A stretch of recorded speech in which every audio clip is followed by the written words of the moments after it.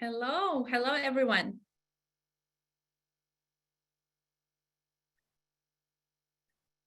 Hello, hello. Hi. Okay. I see that people are still connecting, so let's Great. just give them another minute to connect. Sounds So good. guys, hi everyone. Make yourself comfortable. Prepare some tea or coffee. Take your notebooks to take notes, right? Because I'm sure today you're going to hear so many valuable insights. So get prepared. Okay. Nice. It's already 66 people in the room. Nice. Okay. And while everyone is joining, I guess I'm going to run the poll to ask whether people have ever been cast for a reality show before. And it's going to be really interesting to see the results. If they've been cast? Yeah, if they have ever been cast for a reality show. Be interesting to know how many people have auditioned. We can make that one as well. No, it doesn't matter to me. I just think I'm just a big statistics girl. That's the way we go, right? That's right. Yeah, so you see, for now I see, yeah, so most of the attendants, like 93%, have never been cast for a reality show. Wow, So, we've got a lot of talking to do then. A lot of help to do here. Come on. Yeah, that's where we're here today. Yes, exactly. Yeah. Hopefully. And then after an hour from now, people will be one step ahead. Yeah, that's our goal. Okay, good. I guess we can start now. Okay. I'll shut down the poll now. Okay. Right. Okay. Hello, everyone, once again. And my name is Kate. I'm head of casting directors department at All Casting. And today we would like to talk about reality shows. They're so popular today, and there are so many of them, so many of very different kinds. And to find out how do producers choose actors for a reality show and how to get into a reality show, we have invited one of the most recognizable and reputable casting director from unscripted television business. She has cast one of the most popular and highly rated reality programs ever produced, ranging from Bravo's The Real Housewives of Orange County and Big Brother for CBS, and to Life Below Zero for National Geographic. Can you imagine such a big, great reality shows? And her other work has appeared on networks and streamers, including History Channel, Lifetime, TLC, Disney Plus, Discovery Plus, Fox, NBC, and many more. And many of them have also been recognized and even awarded. So you can see that her experience in live television, as well as game shows and international projects, is just huge. So from here, I'm going to stop talking. I'm going to pass the mic to our honored casting director, Katie Macintosh. Please welcome. Hi, wow. that's a terrific introduction. Thank you so much. You deserve it, Katie. I don't know, but thanks a lot. Listen, it's a really fun way to, make a living, and I love all of it. And so I've been very fortunate to do some pretty cool work. Yeah, well, actually, that's my first question. What inspired you to start casting for reality shows? It's something that I didn't. If some people want to grow up and be a princess, or be a veterinarian or something, this wasn't that for me. I don't know that I ever had that, though. I kind of always had a focus that was sort of wide, not real narrow. So, but in that, it allowed me to really explore a lot of different avenues, a lot of different careers, from publicity, to live television, and then just kind of turned into a casting thing on a fluke through some people I met on a game show. Actually, I was on a game show once. I was on The Price is Right. I won the Showcase Showdown. The Price is Right. Great. That was my show growing up as a little girl. I'm like, oh, if I ever get to that California, I'm going to be on The Price is Right. Actually, that dream came true. And through that, the woman that was in charge of casting for that, you know, who kind of picked the people, she and I, you know, became fast friends, and we still are to this day. And then she ended up casting a show called Boot Camp for Fox. This is a long time ago, you guys, like the beginning of this whole genre, right after like the first season of Survivor aired. And she said, I think you'd be really great in casting. Why don't you come help me? I'm like, I don't know how to do that. And then we just kind of figured it out, and it was just a really good fit. I feel like it just allowed me to use, you know, everything I like about everything I had done. You know, I love stories. I love talking to people. You'll be able to tell that within the next hour. But, you know, and I love hard work. That's a big part of this too. You know, there's a lot of fun bells and whistles and really neat stuff, you know, attached to a job like this, but hours are long, you know, holidays are forgotten, weekends are off the calendar, you know, so there's a lot of that sort of thing too, but it's so worth it, you know. And you see somebody, you know, anybody that might be watching this right now that really wants to do it, what did you find? 93% of people have never auditioned, right? So to take someone like that, and then who knows, you know, and just kind of handhold them along the way to when they get their show, it's really satisfying. Right. Well, you're so lucky to meet that person, you know, because the networking is the best.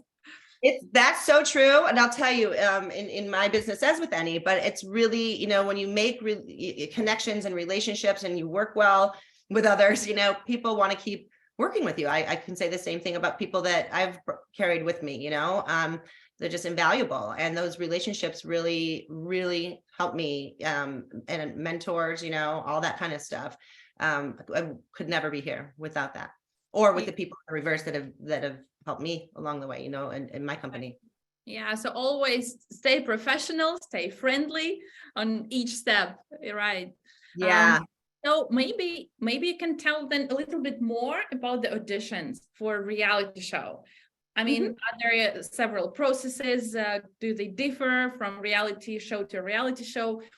Just the basic submission process that you go through. Where should we start from? Yeah, I mean, well, that's been quite a trajectory too, in the business I do, from when I started to where it is today. I mean, I remember casting like season 2 of The Real Housewives of Orange County, and I literally carried, you know, a Sony Handycam and a tripod, and I drove to Orange County. I drove to each house, set up the camera, did the interviews, drove to the next house. You know, that's how it was done for a long time. Or we'd have to fly places, you know, if there were people that lived in a, you know, somewhere that wasn't near, at the time, Los Angeles. You just had to go to them. But then, you know, social media came around, right? And Zoom, obviously. And it really changed how we do our work in a way. Because sort of we were always remote in that, you know, you can do it like this, but being in person was a big deal back then. But now, you know, and the more experience you have, you can spot talent quickly, no matter how we do it. So back to your question of how to apply or how to do this, you know, there used to be open calls a lot of the time, you know, like there would be hundreds of people. I did a show called Extreme Makeover, and I remember going to little towns like in the South or in the Midwest, and we'd go to, you know, places like, you know, Home Depot or something like that, and have an open call. We'd go on the news and say, hey, we're going to be at, you know, such and such place in whatever town. We'd have hundreds of people, you know, around the block, and we'd have to, we got to speak to each and every one of them. You know, we'd like break them up into groups of 10, you know, and or however we had to handle the crowd. So that doesn't really happen anymore, just because of the technology advancements, and also because COVID really kind of put a crush on that stuff. And I think with that, we realized we don't have to really do that anymore. We can reach more people, you know, through Instagram or through Facebook and TikTok, all that stuff, you know. So the way we do it has changed. But the one thing I will say that's been consistent in how we do our outreach when we're casting a show, when we put out our casting announcements, always go to Facebook, because there is a huge, everybody that's casting anything puts their casting announcement on Facebook still, no matter what, along with other social media. But for people, especially that don't know their way around social media and that sort of thing, there are several groups on Facebook there. I want to be on reality TV, I think is one. I mean, there are several. I can share them with you after. But you'll always stay up to date on what people are casting through that avenue. But, and then from there, it's just, if you have a feeling that, wow, this show is, speaks to you in some way, or like, I feel like I'd be really good on this, or I've always wanted to do something like this, apply, just do it, just apply. And it's funny because sometimes when I call someone after I see an application, because we read every single application, we watch every video submission, we look at every photo for sure, because we want to find the best people. So we look at everything that comes in. I just lost my train of thought. What was I saying about the casting process? Oh yeah, so just send in the application, send in the pictures, follow the instructions, give us all the information that you have. We want to hear your story.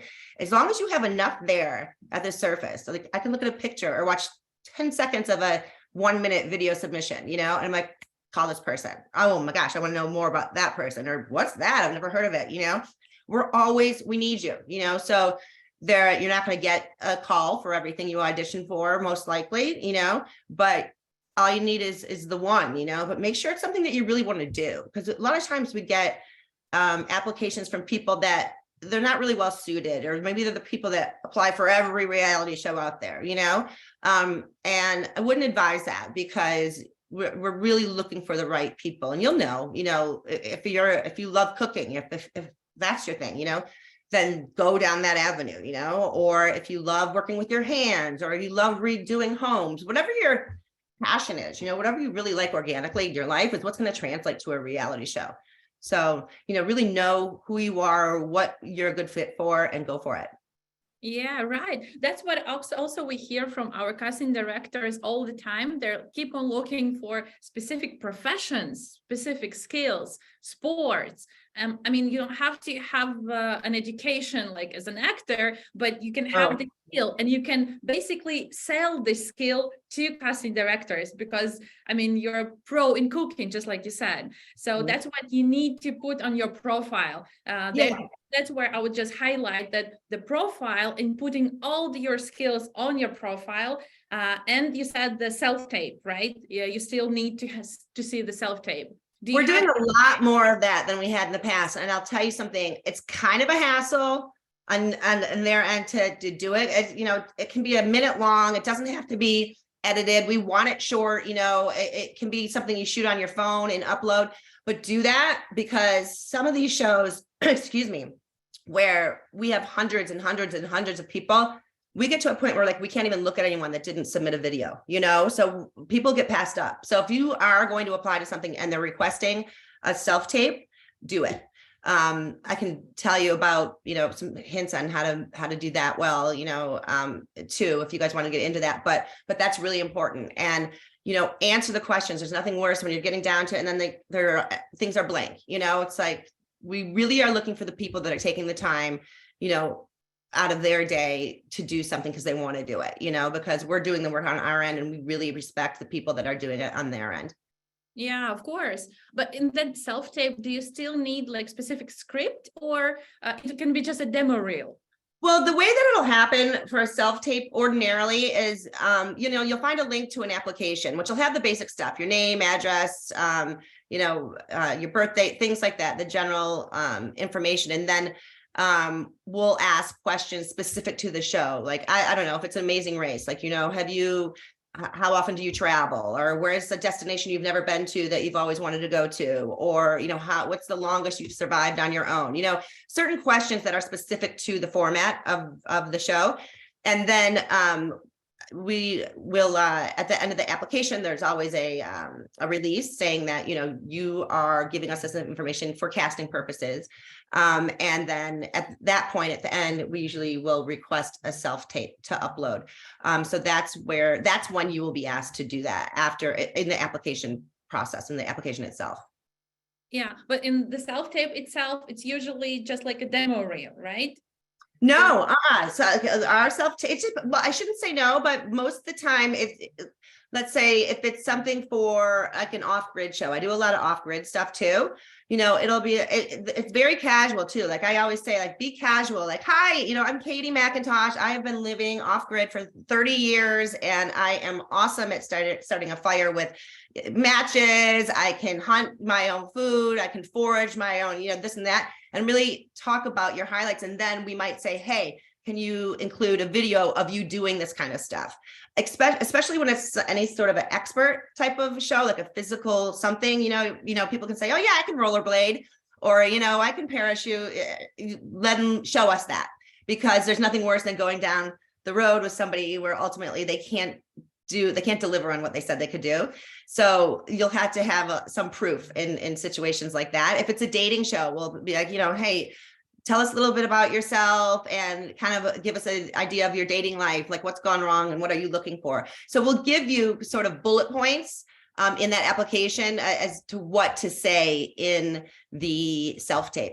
A demo reel is different, because if it is an acting thing, if I'm casting a commercial or something, that we might want to see, your previous work in commercials or in TV series and that sort of thing. A lot of times, you can send us a link to your IMDb or your website, that has that kind of stuff. So you don't have to create a demo reel for us in that case, but if you've got one, yeah, we always will want to look at it, and we'll research too. If we know that you've done some stuff, we'll look around and try to find out as much about you as we can before we pick up the phone and have the conversation.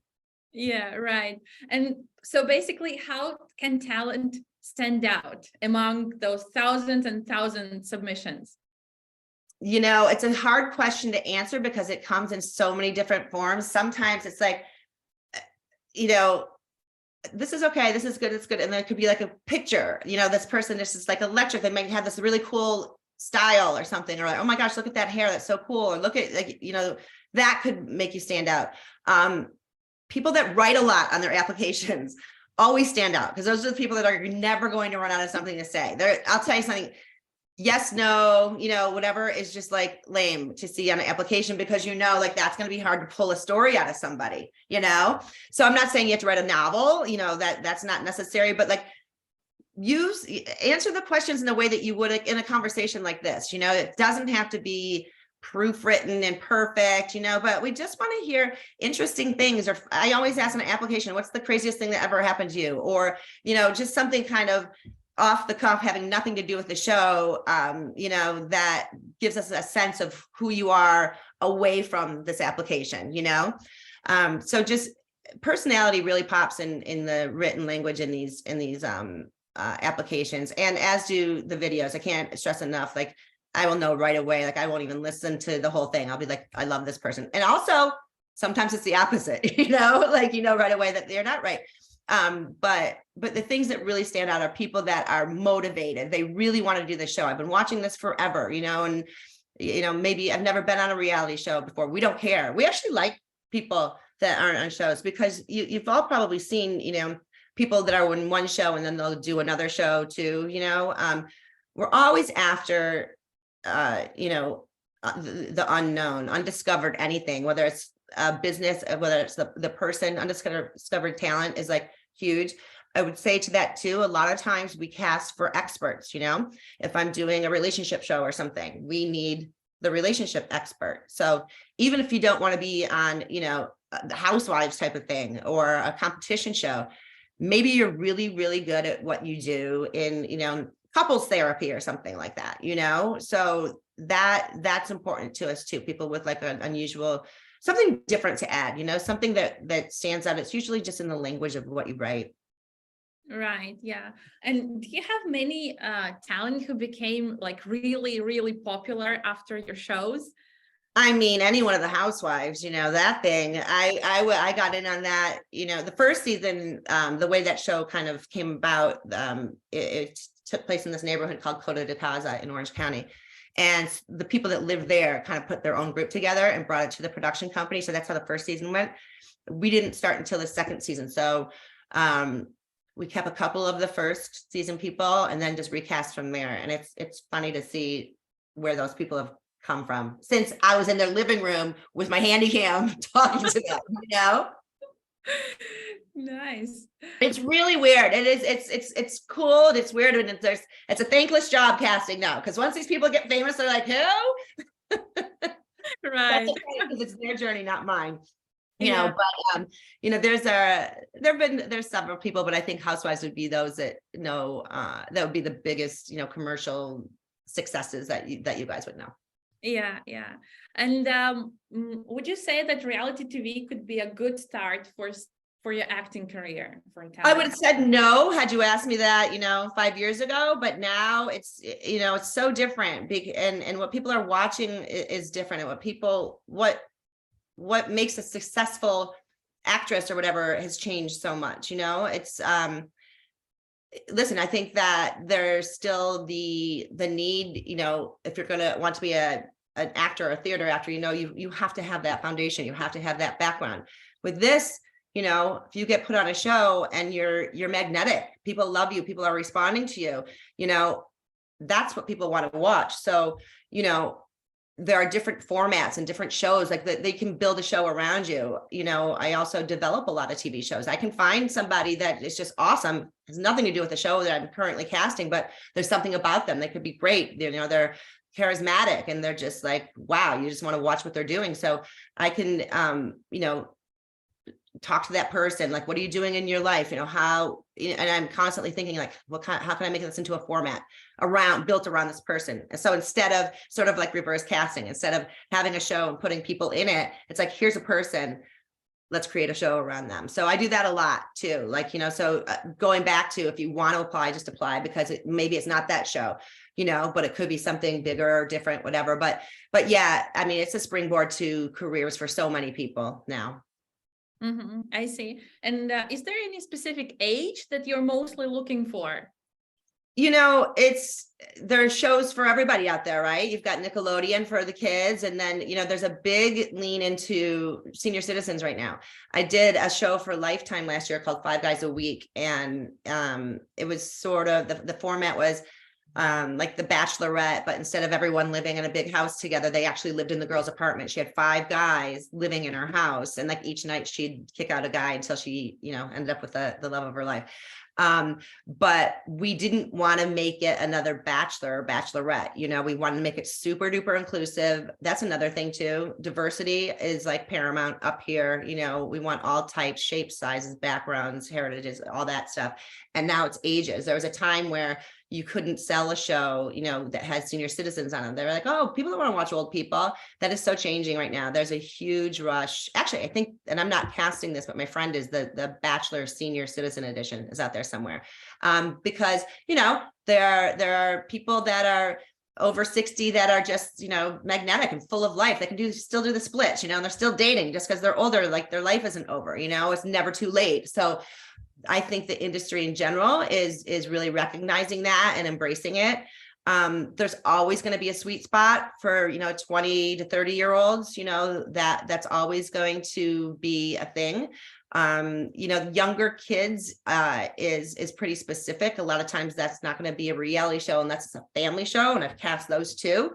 And if it is a family show, it's really important that they're kind of hard to cast, because you can't have, a wet rag in the family. Like, everyone's got to be great, So usually when I'm dealing with kids, their parents are involved.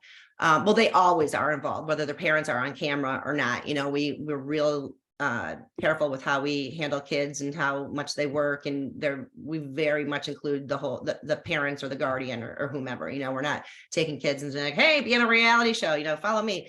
We're very inclusive when it comes to kids. And so it really, anything goes. There's so many streamers out there now, along with the old networks and the cable nets. There's just, the content is exploded, and there's really no end in sight. So there's a space for everybody. Right. So basically, in the end of the day, how do people get picked? So you have this 1,000, then it goes to, I don't know, 500 based on self-tapes or profiles.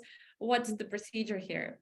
So we'll narrow it down. Sometimes it's like they just want one family for a show. Sometimes it's the Bachelorette where they need, 26 girls and 26 guys. So if that's the case, I usually send over, a general rule of thumb is 3 times as many as have to be on the show. So if there's a cast of 10, I'm going to send 30, and that's like minimum, because usually we will over submit to the network, because I like to give them options, but they have to be good options. So we flush them out a lot. Like every single person that I submit is got to be able, you got to be able to see that person on the show, or that family, whoever it is, or that expert.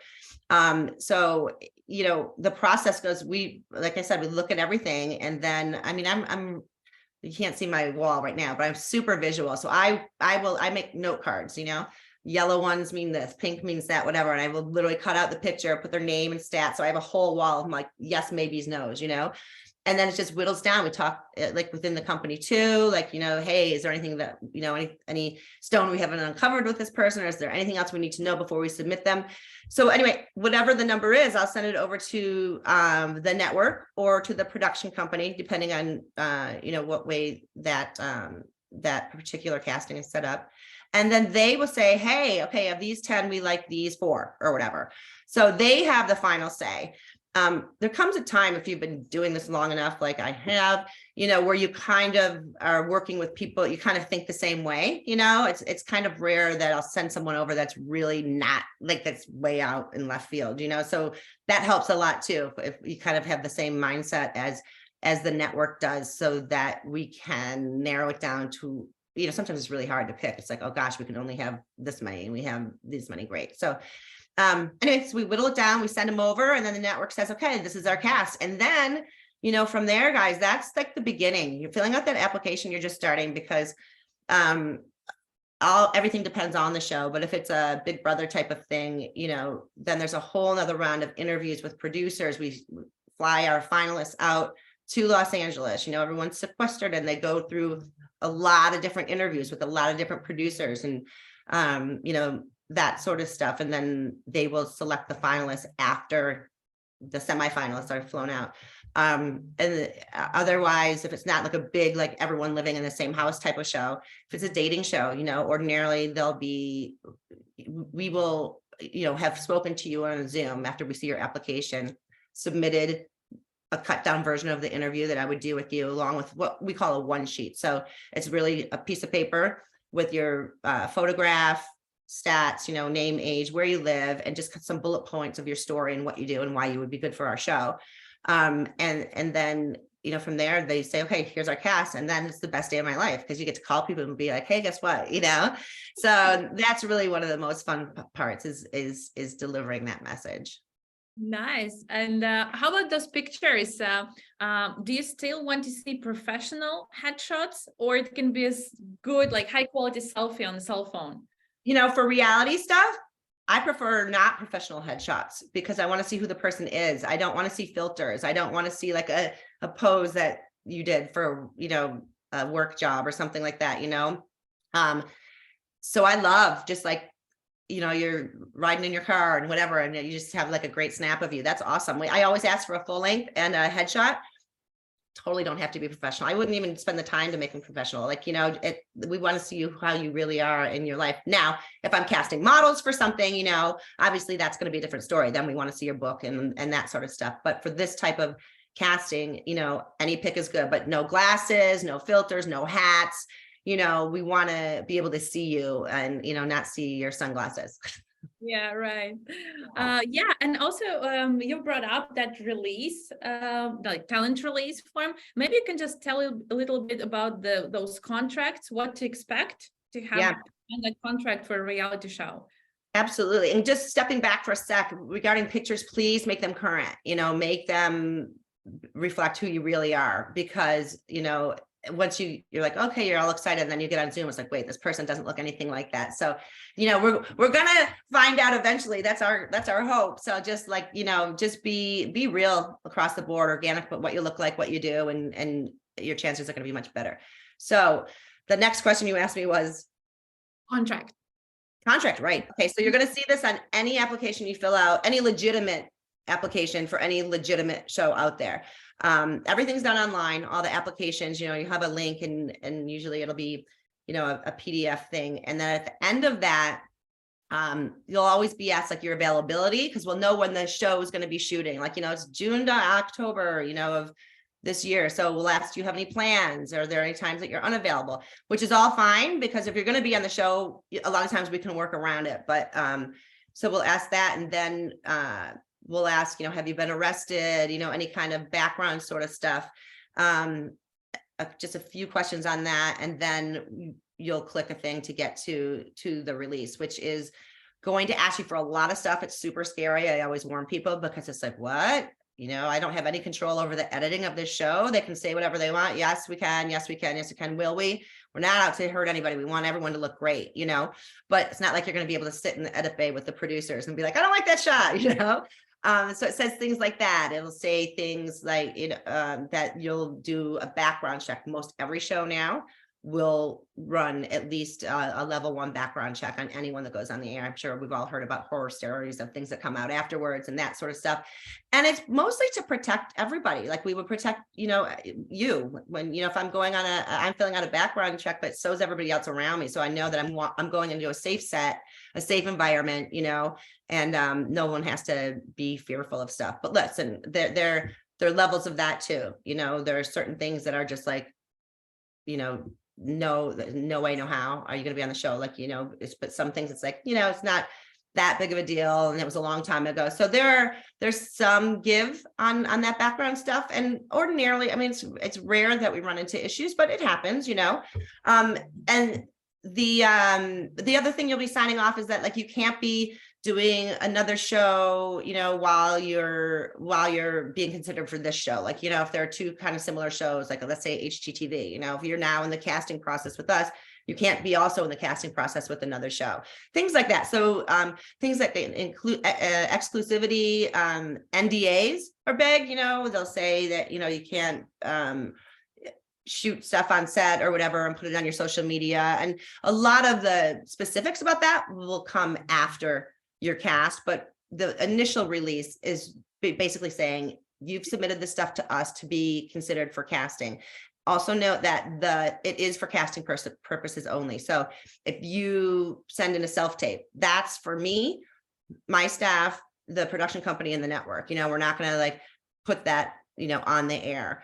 Unless it's like a situation like American Idol, right? Like you could see the people in line, that sort of thing. That's or if they're doing a background story and they might take a clip from, your first audition, but that's a different sort of contract. But, when you, by and large, when you're submitting stuff for any kind of show in the unscripted world, it's just for casting. So just do feel safe in that.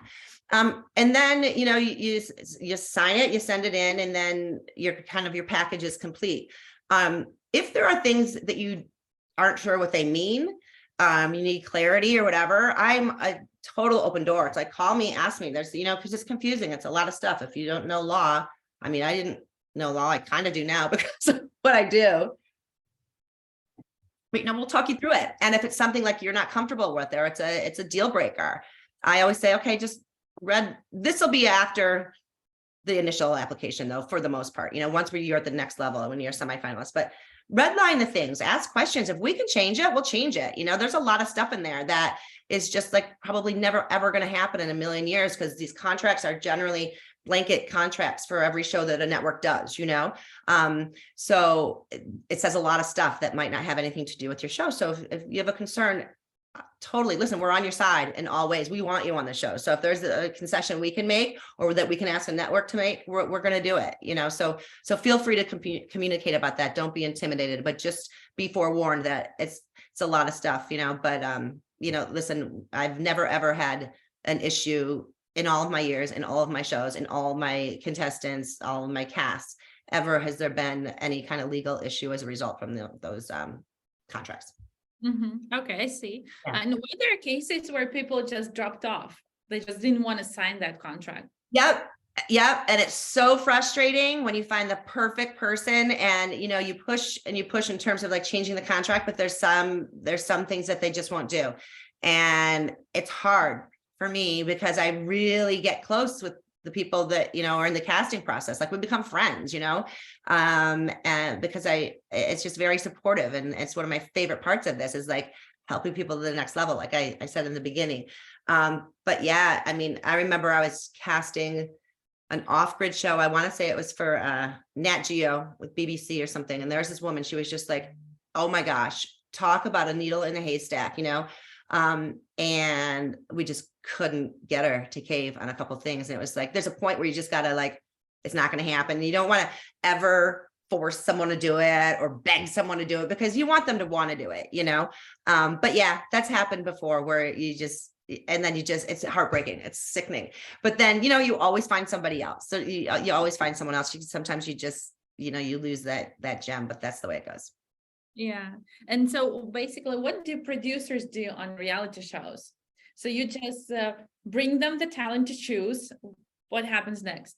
Well, yeah, I mean, we start producing and casting really because we are taking what you give us in your application and through our Zooms, you know, we're writing your story, you know, and we're really producing your story sort of through casting. Like, oh, wow, she's got this really cool, she came from a family of circus clowns, you know, and da da da da da. And so like maybe in series, like, you know, that's going to be part of her thing. She's going to walk in the door juggling or something. I don't know. That's just an off the cuff example, but we kind of form your role or character by who you are. You know, it's like we don't by and large have roles to fill and try to mold you into that person. That's another thing. It's like we don't edit to make, if you're like all American girl, everybody loves you, we're not going to cut you in the edit to come off as something the opposite of that. I would have cast the opposite of that if we wanted that, you know, but that's a big and legitimate fear for people, but know that you're cast because we like you how you are. So we're not going to change your personality in an edit. By the way, there's no time to do it. And it just wouldn't happen. We want you because you're you know? I see. Well, and I guess one of the most important questions that I need to ask you, because I'm sure our talent are just waiting for it. Will we see your upcoming reality shows castings on all castings sometime soon? All casting all the time. Is that that's what I'll say too. All casting is like, you know, I mentioned Facebook, but I feel like all casting is like next level Facebook. You know, I feel like, you know, listen, I've got a lot of friends that cast almost any show out there. If you know, I'm not casting it. I know someone who's casting. There's a small community of us. There are a lot of us, but we've all worked together at some point. So we all kind of share secrets and stuff like that. All casting, you know, is one of those secrets. So feel confident going to all casting. You're in great hands with Kate. She's got every show out there. You know, it's a go-to for my company. I have several friends with casting companies, and it's just like, it's our first place and the best. So you're doing a great job over there. And I have total confidence as a casting director that you have a great pool of talent. I'm sure the people that we're talking to right now, you know, I look forward to working with everybody. Wow, thank you. Thank you for your kind words. Okay, and so basically you have those upcoming projects. I mean, you don't mention the names. I'm sure they're like all... that's the hard part. It's like some of it's in development. You can't say the network. That's another thing. You'll see some casting things where it's like, you know, super duper vague. It's because we have to be, and I hate it. It's nothing worse than having like, can I just say what the show is? You know, they kind of beat around, because the reason that happens is because there's so much... so many ideas and, you know, buckets to fill. We're just kind of testing the waters on stuff to see if there's a show in this idea. So the networks and production companies don't want to, like, you know, show all their cards so that everyone else knows what they're casting for, you know, so it's just weird. Sometimes you can't say the network and that sort of thing, but yeah. Yeah, right. So anyway, I'll just tell all the talent. So just stay tuned and you will see those casting calls. Absolutely. And go for it. Listen, I want to go back to what I said. If you feel like you can do this or you want to do it, I just say try it. Like, I love raw or people that have never done it or think that they're not funny enough or whatever enough for reality TV. You'd be surprised. Like, some of the things we're most attracted to are, you know, people that are just, it's okay if you're shy or, you know, or whatever, but you want to be a big personality. It doesn't mean you have to be loud and obnoxious. You can be a big personality in a total different way. I'll tell you what's so off-putting is when people apply and they're trying to play like an archetype, like the villain, and so they're trying to be a villain, and it's like, you're not a villain.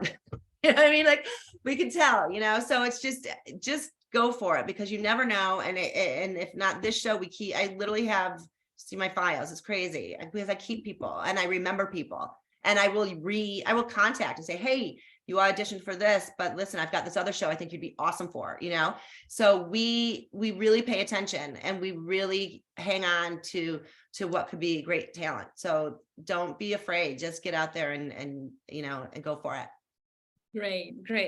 Okay, I see that we have 20 minutes, and I guess we can start our Q&A session, and I'll just pull some questions from Q&A, and then feel free to answer them. All right. How do these auditions differ from movies and shows? So listen, movies too, the people will do remote auditions now, so that like the casting call has changed for everything. I would say that in this world, it's really about you, so it doesn't matter as much your chemistry with another actor, or how tall you are, but the leading man's only this much, so you can't be this tall. There are people reading with you on scripts for a movie, ordinarily, when they test you. So someone will have a script and read you'll go back and forth. It's much more scripted, this is really off the cuff. It's really about who you are and not about how good of an actor you are. We're not casting actors for this stuff for the most part. Oh, I see. Because actually, the next question also was about stage actors. What would you say to someone who is casting for TV from people who are stage actors? It's great. Those people are disciplined. They are, they're responsible. They're, it's easier to pull someone down than to have to,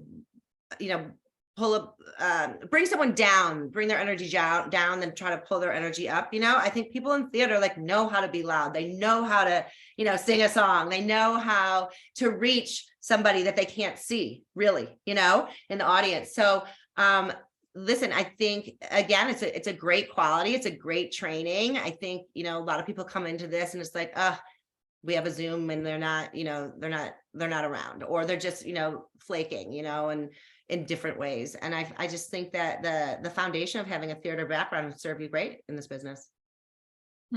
Good. Also, the next question, actually, it's really important. Let's see. He says, I read something online that said you should never need to pay for anything when it comes to being called out for casting. Is this true? Yep. And that's for across the board. I mean, listen, I do the unscripted and reality stuff too, but I've cast models for stuff.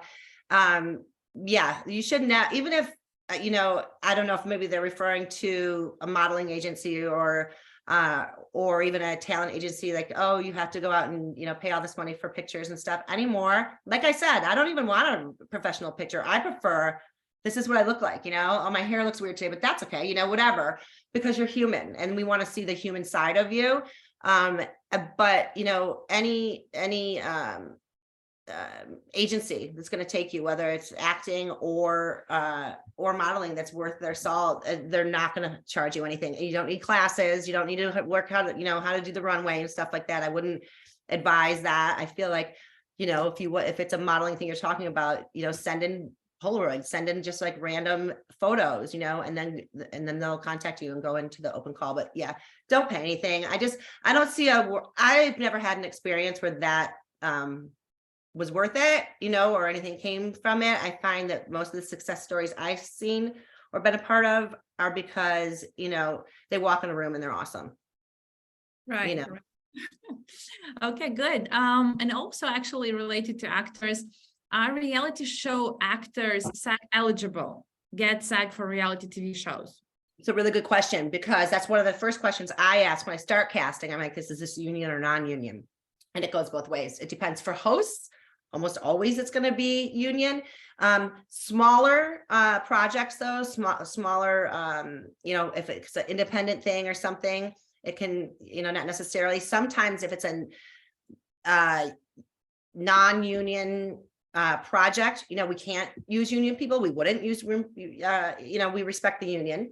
But it depends. If there's a workaround, we work around it.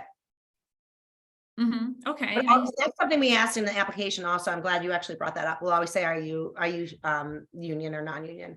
Because it's good for us to know off the bat, you know, in case it's a strict non-union thing, you know. But anyway, so we'll ask you that during the process. Right, of course, yeah.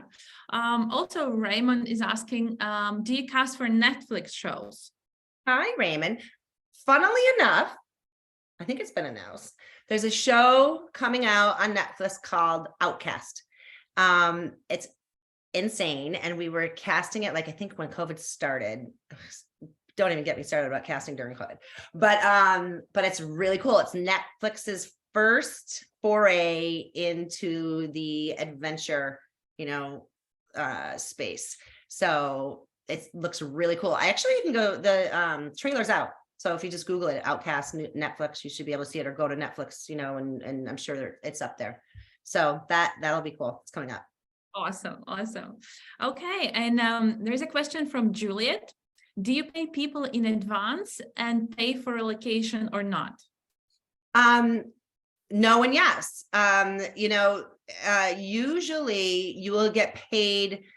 It depends on the project, but you'll get a flat fee for something, or you'll get a per episode fee. But it's paid, like, sometimes we pay on the day we shoot. You know, there's production people that literally will hand you a check. It works all different ways, but you don't get, if we prepaid people, we'd be broke. You know, you never know, people are going to show up to set, whatever. But again, it's all very legal. You know what how much you're gonna get paid, you know how and when you'll get paid. Location fees, yes, we do ordinarily pay location fees. Sometimes if you're talent and you're shooting in your house, you can get paid as talent and a location fee. So yeah, the answer is yes. And all of that stuff, you'll know it before, you know, you sign the dotted line. You know, that will come in like the second or third phase of casting, where you're going to get locked in. So all questions like that are great, and you should ask them all, and you'll always get an answer. Okay, good. Let's see, there's another good question. I'm in my 50s, but I look 24 to 30. Can I apply to 20 to 30 casting calls? So funny. I think there's a show out there for you right now, isn't there? Yeah. Show about casting process, Katie. Yeah. Oh gosh, you kidding? I'd never work again. No, I would say, listen, I think you would be perfect for a show about 50-year-olds that look like they're that, you know, let's tell the truth. Like, you know, what's your life like, you know, but you'll not, we wouldn't do that, because it's just, regardless of what the format is, whatever, you know, if it's something where you're going to be interacting with other people that think, you know, we want to be honest, you know, regardless, you know, like through the whole thing. So, you know, for an actual show, no, I would say just tell us your age. You could be like, wow, you look amazing for your age, and I want to bring you in. Like, if you're great, we're going to bring you in. But, you know what you're applying for. I think that kind of goes back to before, like, know that you're right for it. You know, don't try to fit a round square peg into a round hole. You know, there's so much out there. Your show is there. So I feel like if you have to do that to get on it, maybe it's not the right one. Yeah, okay, good. Tammy actually has brought up a really important question. When they say locals only, does that mean if I live in Florida and it is in New York that you can apply? It means if you don't live in New York, if you live in Florida and we're shooting in New York, it means we aren't going to pay. Though what that is saying is, like, we're not flying people in to be on the show. So maybe you have, you know, a roommate that lives in New York. Maybe your aunt lives in New York or something like that, somewhere where you can stay. Or even if it's a New York show, you know, someone in Philly, whatever. If you can work as a local, that's fine. We've done that a lot, you know, even if you live wherever, if there's some place that you can stay during production, then it's okay. But I would say, just spell that out for us in the app so we know, so that we know not to say, oh, you're not in the right region. Okay, so basically it's the matter of having that accommodation where you can live in case if production changes, some dates are changing, so you will have place to stay and the producer doesn't have to pay for it. Yeah, and because a lot of times we shoot near where the production company is. So a lot of, if the production company is based, if the whole operation's in New York, we're not moving the whole operation to Los Angeles, you know what I mean? Obviously some companies have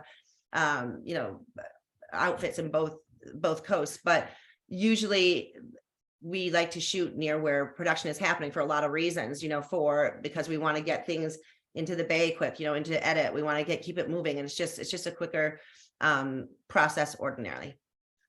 Okay, thank you for your answers. We had I'm sorry, but this happened recently, like, oh well, I live sometimes here and sometimes there. It turned out like they didn't really live sometimes here, they totally lived in the other place. But we talked about it and I'm like, well, why did you say this? Because, well, my mom lives there. I'm like, great, can you stay with your mom? Yes, right. So we moved on. So it's just, I wasn't like, no, you can't do it. It's like, work around it. Like anything. If we want you on the show, we're gonna do everything we can to make it work. Okay. Let's see. Tyra asked, should I unlock my Instagram for anyone to be able to view when applying to castings? I think it's a great question for you. It is a great question, and it's a really relevant question, because we will always, if we're going to pitch you, we're going to ask you for 2 pictures when you apply. Like I said, a headshot and like a full length, and that's it, so we will look at, if we're trying to put a package together, we'll look, a lot of times at this point, we will have spoken to you and said, hey, can you unlock your Insta or whatever. But yes, we will always look. Sometimes what you think is your best picture, we don't think is, or we know that this picture would serve you better to get cast, so we definitely do a social media search. And I mean, I've had situations just really recently where, the executive producer was really liking this girl. He's like, but I can't get in their Insta, can you ask her to unlock it? So we do, but we'll call and say, this is the guy's handle, this is his account. So look for that request and please allow it so that we can get more pictures for whatever we're doing, if we're cutting the reel or whatever it is. So you don't have to open it to everybody. You can wait to see, to be asked, because if we need it, we'll ask you for it. Keep it private unless you're asked to not. All right, because the next question was, should I think of the previous posts? Should I clean them up? Should I brush the previous posts or anything like that? Yes, and sometimes, because if you get further along in the process, legal is going to do that. Every network now is going to do a sweep of all your social. So yeah, if there's anything questionable or that you think someone else might think is questionable, get rid of it, because the standards are really high now, for what is tolerable and what might be insensitive or what's just not going to fly. So yeah, scrub it, but listen, unless it's who you are and that's your personality, then again, just wait for a different show. We don't want to, if you're really that person, if you have strong opinions and you're loud and this is what you feel, then I'm not saying to hide it, be who you are, but do know that, yeah, there ultimately will be a legal department from the network that it's their job to do that. Okay, I see. Let's see, Gabe is asking, when creating a demo reel or video to show my charismatic self, who should I be directing it to? See, just the fact that he or she said to show my charismatic self, I think that's funny. Like, I think that's like a good sense of humor, but ask me the question again, please. Who should I be directing it to? Who should I be directing it to? Well, we request it, on the application, when you fill out the first application, at the end of it, we'll say, please upload a video, and it'll come, we'll have a Dropbox. It's all safe and secure and stuff like that, or some other platform for you to upload it, and it'll just come directly to us. But if you're talking about just doing, you just want to get your face in front of people, which maybe is what you mean, you can email, look on websites or call or see if there's like an email address for just blind submissions, cold submissions. Some people will look at them, some of them don't. I used to have people come knock on my door at my office, I'm like, who is this? It's like, oh, I'm also I was, in, we were in LA. So it happened, it's not that surprising, but it was still, I was like, wait, this guy knocked on my door, but that was cool. That shows like really, somebody that really wants to work. Okay, good. I see Tiara also asking, is there anything you would do for preparation while waiting for a callback? Patience. It's so hard for us too. Sometimes it just takes a long time, I always welcome people following up, like, hey, what's up, or if I know it's going to be a while, I'll reach out to you and say, hey, sit tight. We love you. It's just, this process is taking a long time or whatever. Yeah, just patience. And, it's okay to follow up because we're impatient too. We want to know.